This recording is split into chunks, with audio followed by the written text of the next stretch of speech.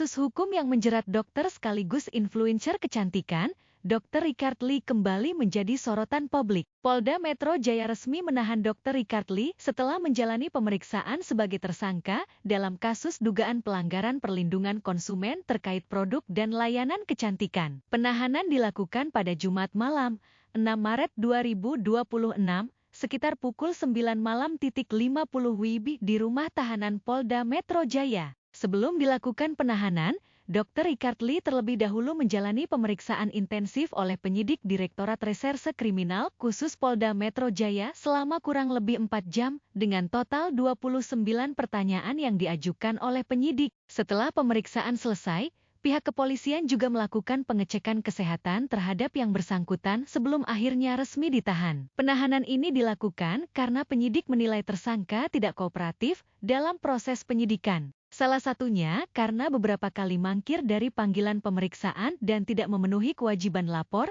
tanpa alasan yang jelas. Bahkan, pada salah satu jadwal pemeriksaan, Richard Lee diketahui justru melakukan siaran langsung atau live di media sosial TikTok untuk mempromosikan produknya. Kasus ini sendiri bermula dari laporan seorang dokter yang dikenal sebagai dokter detektif atau doktif yang melaporkan dugaan pelanggaran perlindungan konsumen terkait produk kecantikan yang dipasarkan oleh Richard Lee. Laporan tersebut masuk ke Polda Metro Jaya sejak Desember 2024 dan kemudian berkembang hingga penetapan tersangka serta penahanan. Kasus ini pun menarik perhatian publik, termasuk dari praktisi hukum sekaligus pengacara ternama, Dr. Togar Situmorang, yang memberikan apresiasi terhadap kinerja penyidik Polda Metro Jaya dalam menangani perkara tersebut. Simak selengkapnya dalam video berikut ini.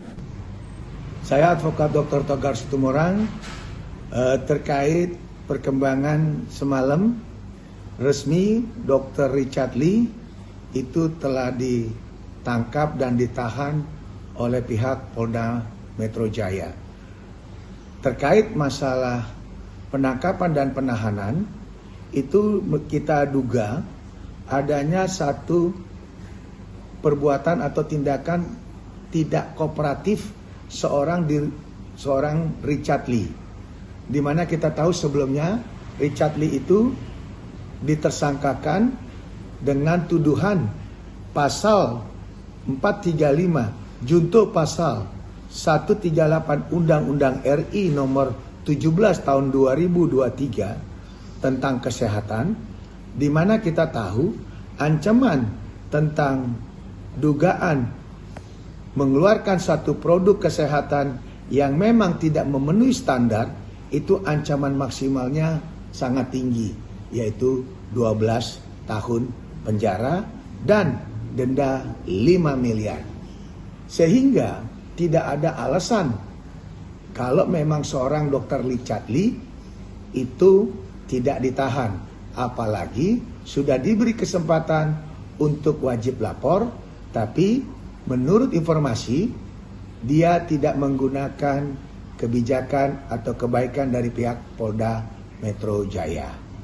Terkait permasalahan ini, kita sudah sangat mengapresiasi dan sudah tepat langkah daripada Polda Metro Jaya, terutama penyidik di Reskrimsus untuk dalam hal penanganan kasus Richard Lee ini agar bisa segera dilimpahkan ke pihak kejaksaan untuk dibuat dakwaan dan tuntutan, bahkan bisa segera kita lihat sampai ke pengadilan.